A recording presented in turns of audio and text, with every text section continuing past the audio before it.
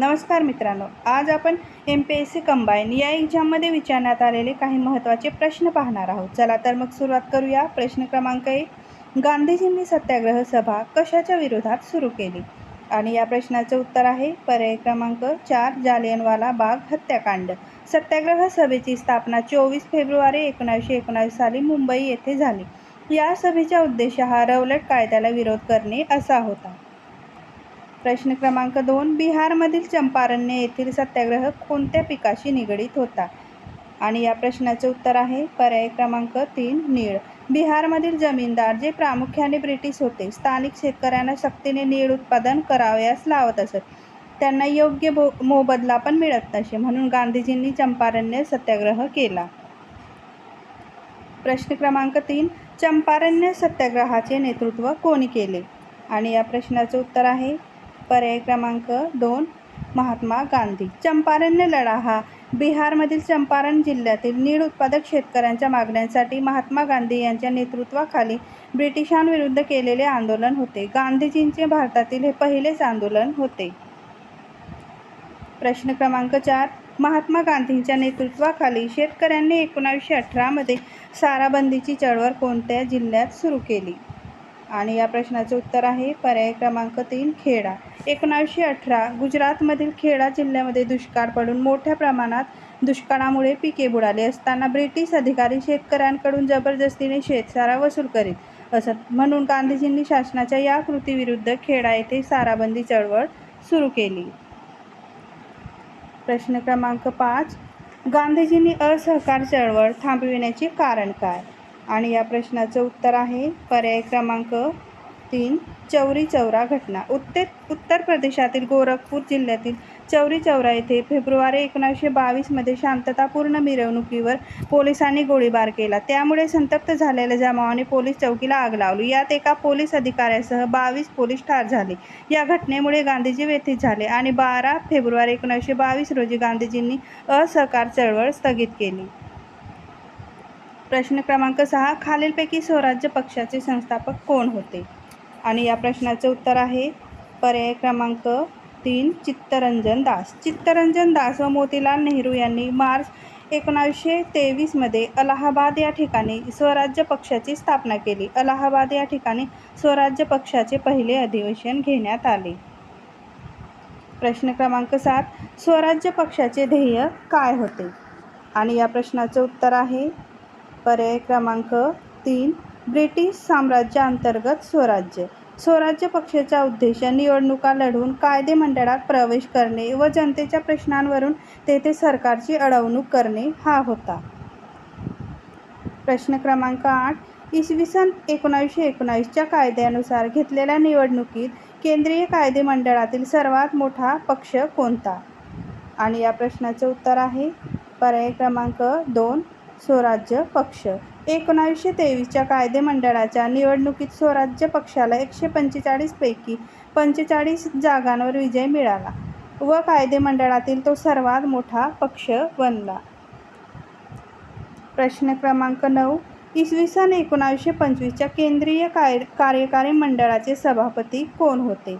आणि या प्रश्नाचं उत्तर आहे पर्याय क्रमांक 3, विठ्ठलभाई पटेल. स्वराज्य पक्षाचे नेते विठ्ठलभाई पटेल 1925 मध्ये केंद्रीय कायदेमंडळाच्या सभापतीपदी विराजमान झाले.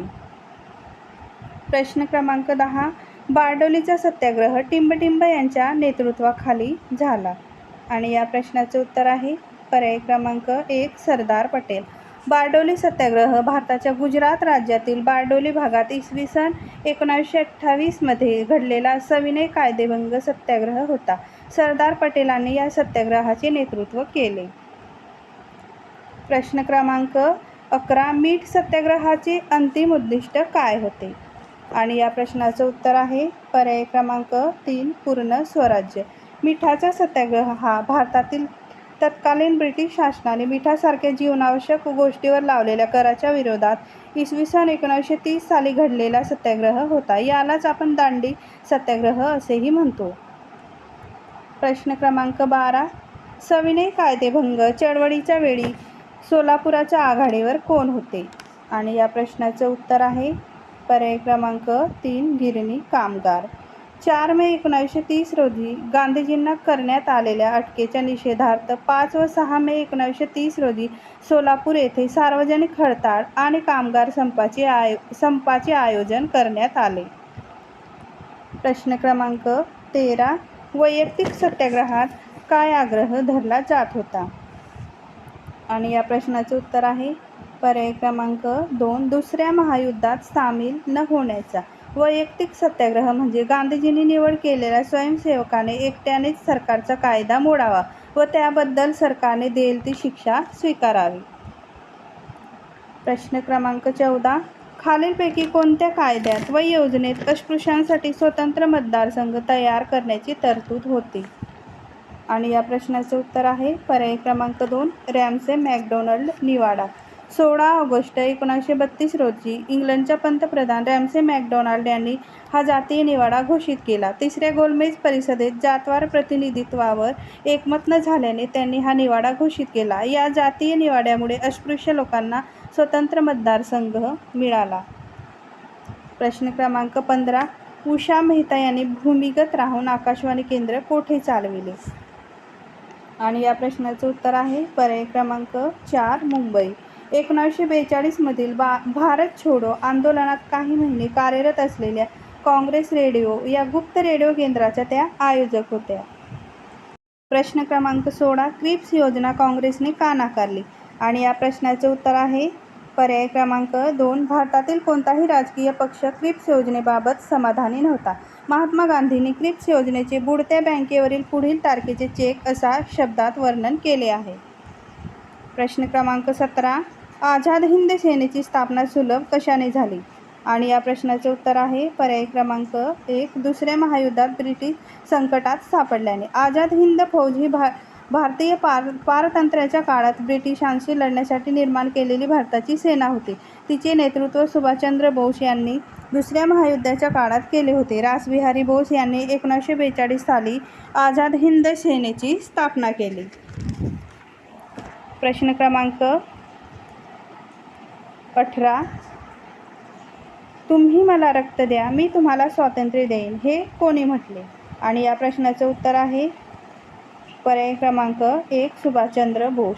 ब्रह्मदेशातील आझाद हिंद सेनेच्या सदस्यांसमोर 4 जुलै 1944 रोजी नेताजी सुभाषचंद्र बोस यांनी ही घोषणा दिली होती. प्रश्न क्रमांक 19. लॉर्ड मिंटो यांच्या प्रोत्साहनामुळे कोणती संघटना 1906 मध्ये स्थापन झाली? आणि या प्रश्नाचं उत्तर आहे पर्याय क्रमांक 3 मुस्लिम लीग. 1 ऑक्टोबर 1906 रोजी 35 सदस्यीय मुस्लिम शिष्टमंडळ प्रिन्स आगा खान यांच्या नेतृत्वाखाली व्हॉइसरॉय लॉर्ड मिंटो यांना भेटले आणि मुसलमानांचा स्वतंत्र राजकीय पक्ष असावा अशी कल्पना नवाब सलीमुल्ला यांनी मांडली. प्रश्न क्रमांक 20. मुस्लिम लीगची स्थापना कोठे झाली? आणि या प्रश्नाचं उत्तर आहे पर्याय क्रमांक 1 ढाका. लॉर्ड मिंटो यांच्या सहकार्याने 30 डिसेंबर 1906 रोजी मुस्लिम लीगची स्थापना ढाका येथे करण्यात आली. मुस्लिम लीगच्या संस्थापकांमध्ये आगा खान हे धर्मगुरू, मोहसिन उल मुल्क, नवाब सलीमुल्ला इत्यादी यांचा समावेश होता. मित्रांनो, तुम्हाला जर हा व्हिडिओ आवडला असेल तर प्लीज लाईक, शेअर आणि सबस्क्राईब करायला विसरू नका. थँक्यू.